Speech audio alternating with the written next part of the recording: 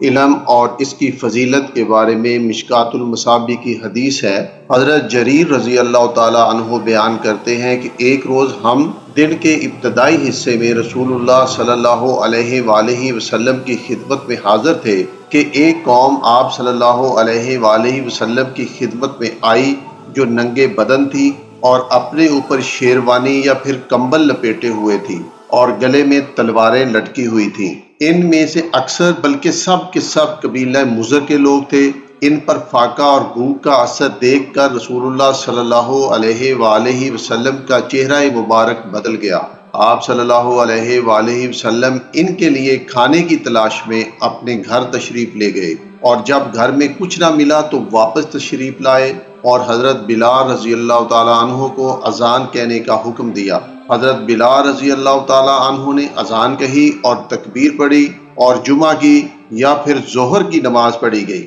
پھر رسول اللہ صلی اللہ علیہ وآلہ وسلم نے خطبہ دیا اور یہ آیت پڑھی: اے لوگو، اپنے رب سے ڈرو جس نے تمہیں ایک جان سے پیدا کیا اور اسی جان سے اس کا جوڑا بنایا اور ان دونوں سے بہت سے مرد اور عورتیں پھیلائیں۔ اس اللہ سے ڈرو جس کا واسطہ دے کر تم ایک دوسرے سے اپنا حق مانگتے ہو اور رشتہ داری کے تعلقات کو بگاڑنے سے بچو، بے شک اللہ تم پر نگرانی کر رہا ہے۔ اور پھر یہ آیت پڑھی: اے ایمان والو، اللہ سے ڈرو اور ہر شخص کو دیکھنا چاہیے کہ اس نے کل کے لیے کیا آگے بھیجا ہے، اور اللہ سے ڈرو کیونکہ اللہ تمہارے کاموں سے باخبر ہے۔ پھر آپ صلی اللہ علیہ وآلہ وسلم نے ارشاد فرمایا: خیرات کرے آدمی اپنے دینار یعنی سونے کے سکوں میں سے، اپنے درہم یعنی چاندی کے سکوں میں سے، اپنے کپڑوں میں سے، اپنے اناج کے پیمانے میں سے، یہاں تک کہ آپ صلی اللہ علیہ وآلہ وسلم نے فرمایا خیرات کرے اگرچہ کھجور کا ٹکڑا ہی کیوں نہ ہو۔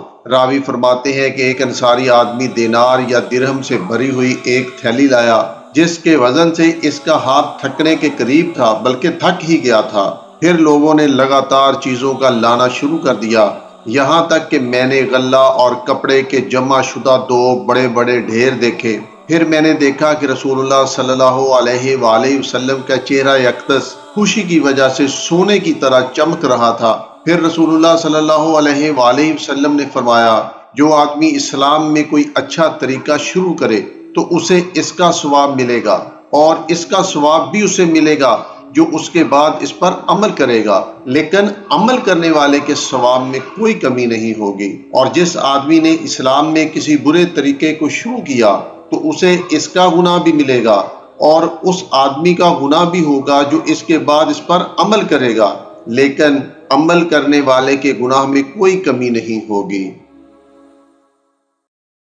علم کی فضیلت کے متعلق حدیث ہے۔ حضرت ابن مسعود رضی اللہ تعالیٰ عنہ بیان کرتے ہیں کہ سرکار دو عالم صلی اللہ علیہ وآلہ وسلم نے ارشاد فرمایا: جس شخص کو ناجائز قتل کیا جاتا ہے تو اس کے قتل کے گناہ کا کچھ حصہ آدم علیہ السلام کے پہلے بیٹے قابیل پر ہوتا ہے کیونکہ اس نے قتل کا طریقہ ایجاد کیا تھا۔ علم کی فضیلت کے بارے میں حدیث ہے۔ حضرت ابو امامہ رضی اللہ تعالیٰ عنہ بیان کرتے ہیں کہ سرکار دو عالم صلی اللہ علیہ وآلہ وسلم کے سامنے دو آدمیوں کا ذکر کیا گیا جس میں سے ایک عابد یعنی عبادت گزار تھا اور دوسرا عالم یعنی علم رکھنے والا تھا۔ آپ سے پوچھا گیا کہ ان دونوں میں افضل کون ہے؟ رسول اللہ صلی اللہ علیہ وآلہ وسلم نے فرمایا: عالم کو عابد پر ایسی ہی فضیلت ہے جیسے کہ میری فضیلت اس آدمی پر جو تم میں سے کم تر درجے کا ہو۔ پھر اس کے بعد رسول اللہ صلی اللہ علیہ وآلہ وسلم نے فرمایا: بلا شبہ اللہ تعالیٰ، اس کے فرشتے اور آسمانوں اور زمین کی تمام مخلوقات، یہاں تک کہ چونٹیاں اپنے بلوں میں اور مچھلیاں اس آدمی کے لیے دعائے خیر کرتی ہیں جو لوگوں کو خیر و بھلائی کی تعلیم دیتا ہے۔ علم کی فضیلت کے بارے میں مشکوٰۃ المصابیح کی حدیث ہے۔ حضرت ابو سعید خدری رضی اللہ تعالیٰ عنہ بیان کرتے ہیں کہ سرکار دو عالم صلی اللہ علیہ وآلہ وسلم نے فرمایا: مومن کا خیر کی باتوں سے یعنی علم سے دل نہیں بھرتا، وہ اس علم کو سنتا اور حاصل کرتا ہے یہاں تک کہ اس کا انجام اور انتہا جنت ہو جاتی ہے۔